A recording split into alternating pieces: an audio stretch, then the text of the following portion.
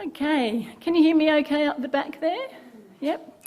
Hello everyone. Now I have a really huge topic in front of me and not very much time, so my plan is just to touch on some of the background and contextual information, and then I'll spend most of the time sharing a few students' experiences and then thinking about what we can do in universities, in on-campus and in online settings to support students' mental wellbeing and to lessen the unnecessary stresses that they experience. I'm interested in what we can all do, academic and professional staff, so I'm viewing student mental wellbeing as everyone's business in the university community, as do Baker et al. And many others. I'm also interested in all students, whether they have a mental health condition or not.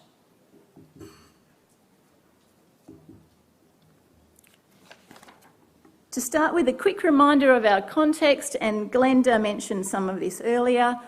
Studies in different countries have highlighted the prevalence of mental ill health in university student populations. In some studies, students' distress levels have been found to worsen across their degree. Poor mental health has been found to impact on learning outcomes, and links are made between mental wellbeing and students' learning and students' academic success. In the Australian higher ed context and internationally, for instance in the UK and Canada, in reports and charters at least, there really is a shift from placing responsibility on individual students and on university counselling units for absolutely everything related to student wellbeing to taking more of a holistic, whole-of-institution view. Counselling units and student support services do a fantastic job, but they cannot do everything.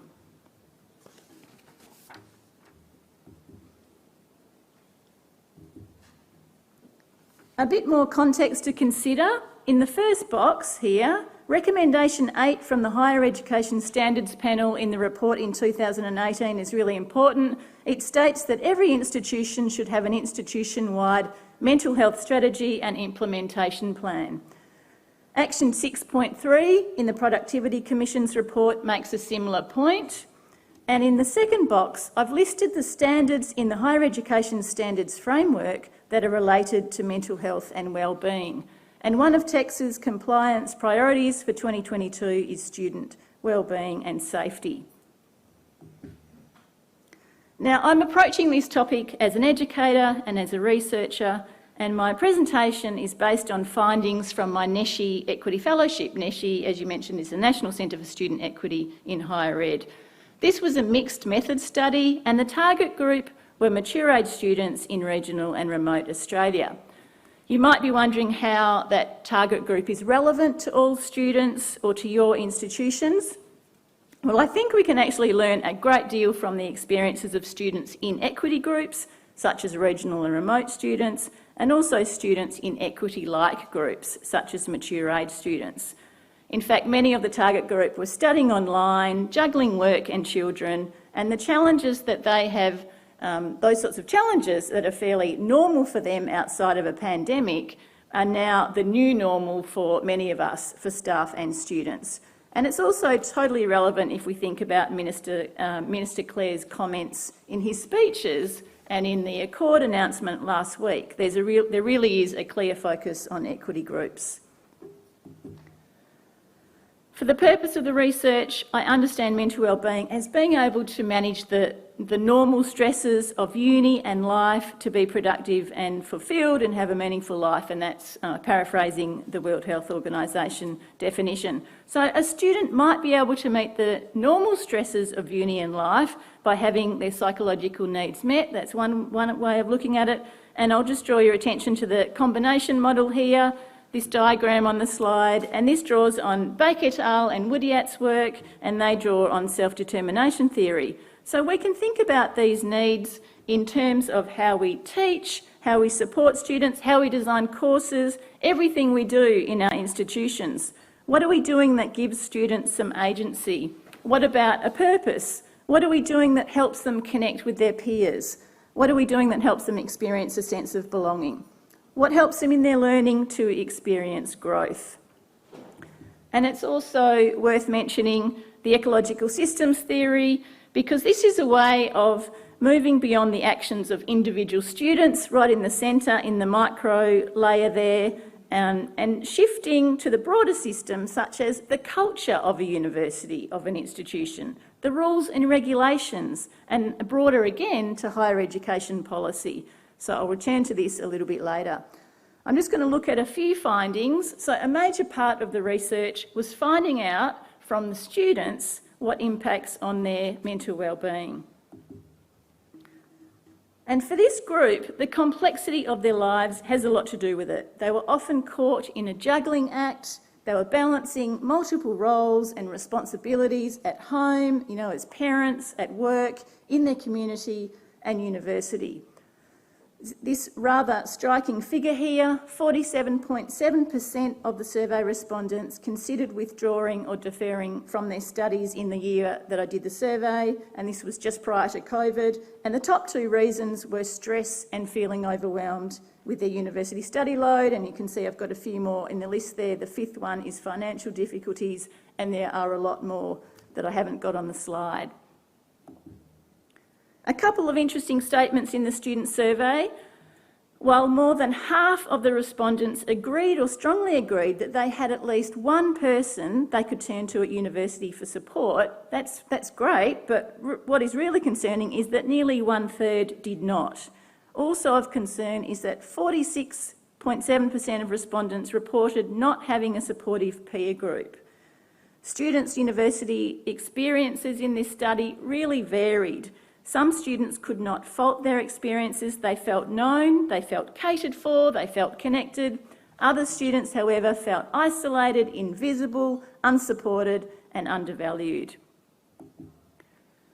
So one of the open-ended survey questions was asking what impacts on the students' mental wellbeing, and the responses, interestingly, were mostly all around teaching and learning. So if we look at the list, if we just go to, say, the third one, that's about assessment, course and curriculum design. The next one is about assessments. The next, online environment, teaching staff, lecturers and tutors, how academically prepared students were, as well as practical issues such as timetabling, placements, internet access and financial challenges. So basically, a lot is about teaching and learning and support and the daily interactions that students have with their course and peers and staff, and this includes academic and professional staff. And I think this is really interesting when we're thinking about interventions. This is about doing our core business, our teaching, well. None of the suggestions were, or the impacts were about specific mental health interventions. So for this target group at least, the extracurricular, having extra modules on mental health or an extra event to go to, is not what they wanted. So I'm not saying that they aren't useful for some students, but if you think about it, if you're time poor, online, mature age, juggling kids and work, live at a distance from a campus, you just don't have time for the extra events. And if they're extras, this becomes an equity issue as well. As one student wrote in their survey response, and I'll just read what's in bold, the most important thing that would improve mental health outcomes for mature age students undertaking study online is improving the quality of the courses at university. I think mental health initiatives run by universities are a waste of time and resources. Stop it. Put the money into improving the quality of the courses. I have a close group of student friends. All of them agree with me. The major causes of stress at university come down to the quality of course content and the course lecturer. Start there. Fix that. So from the findings, I came up with a set of recommendations for universities and a set of guidelines of proactive approaches for staff. And I'll just introduce you to a few of the guidelines by looking at some students' experiences via some illustrations and a student quote. So here are two illustrations that highlight some experiences and challenges. The first is a woman sitting in her combi, tapping away on her laptop outside a local library using the free Wi-Fi. She's juggling study and parenting. This is an example of the type of workaround that many students in regional remote areas, and probably in metro areas as well, put in place to access their course materials or to upload assessment tasks online. They need to find Wi-Fi that's reliable, that works, because theirs might be unreliable at home, or they might have chewed through it because it's so expensive. In the second, we have a FIFO worker who is juggling work and study, and perhaps trying to manage assessments that are due while they're on site. So you may see other things in the illustrations. But some of the themes in the illustrations link to a few of the guidelines that I've got in the report, 1, 4 and 7 at least. And this is about knowing who our students are. If we don't, we tend to design for those who are immediately in front of us, and that may exclude the students who are out of sight and studying online. We might not be thinking about things like work commitments or due dates or internet access, and thus, in regard to internet access, then we might be using all these bells and whistles on the LMS, but they're really difficult if you're living somewhere where you've got a really poor internet connection, and that can be so stressful, and sometimes it's just the last thing a student needs. Let's have a look at another illustration. Here we have a student studying online. She appears to be quite organised, but somewhat isolated. Here she's waiting for a response to a question, could be on a discussion board, and I'll just read a quote from an interviewee that I'll call Alice.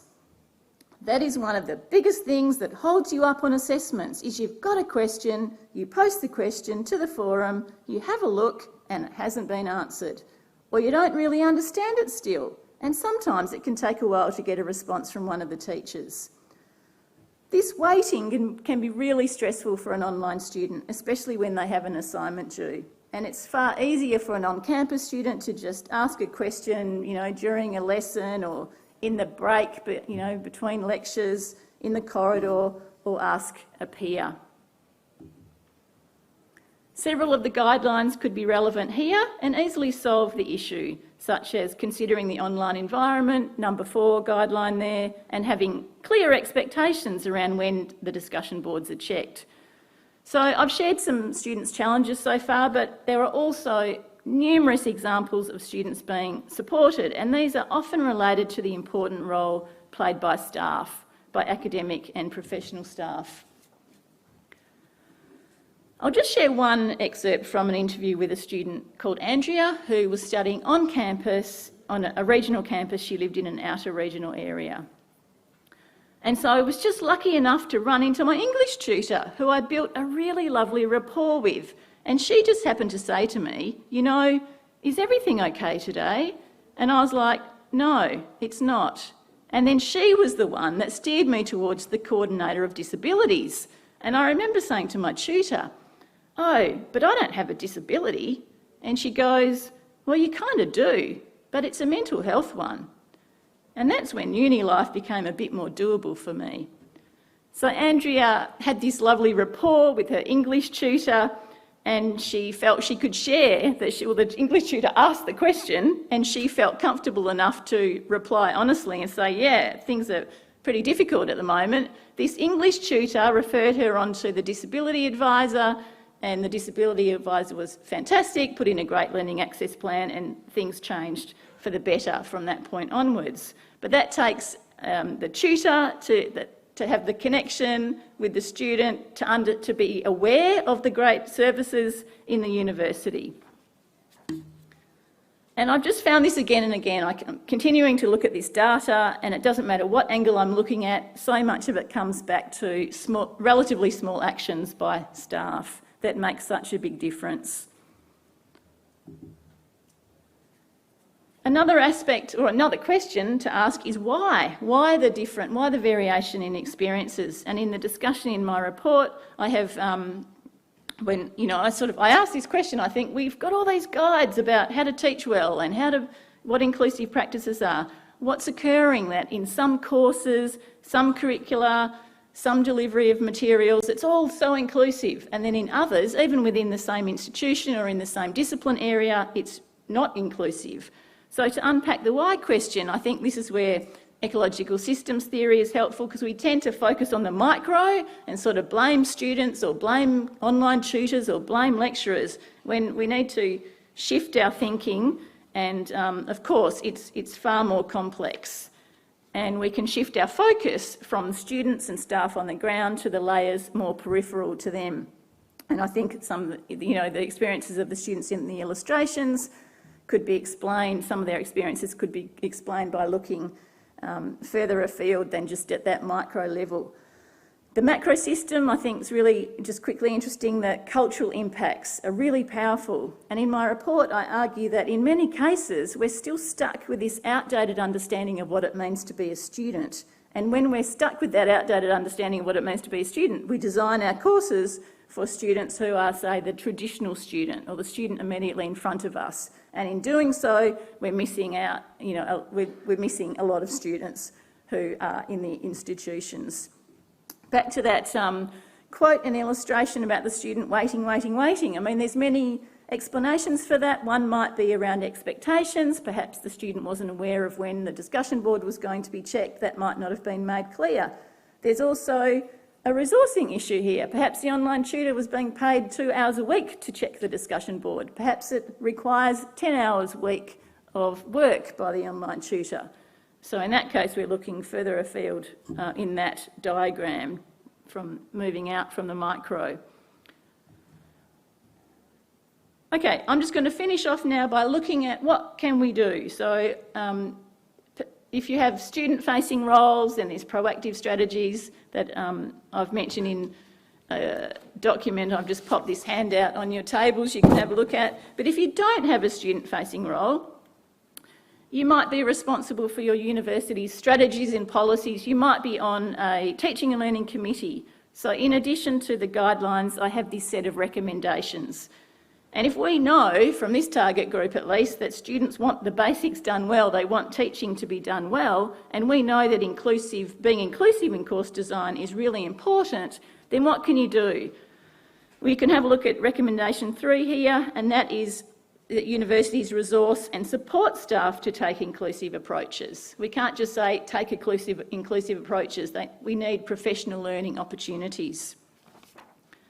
Recommendation 4 is about applying an equity lens. So, we have all these rules and regulations that are for all students, but sometimes they advantage some students and disadvantage other students. So it's all about being inclusive. For other ideas, there are reports and resources and good practice in Australia that I've listed on this slide. There is fantastic research. It's been going on for for a long time, but particularly the last few years. A lot of funding is going into research and programs in the UK that I've got in the second last dot point.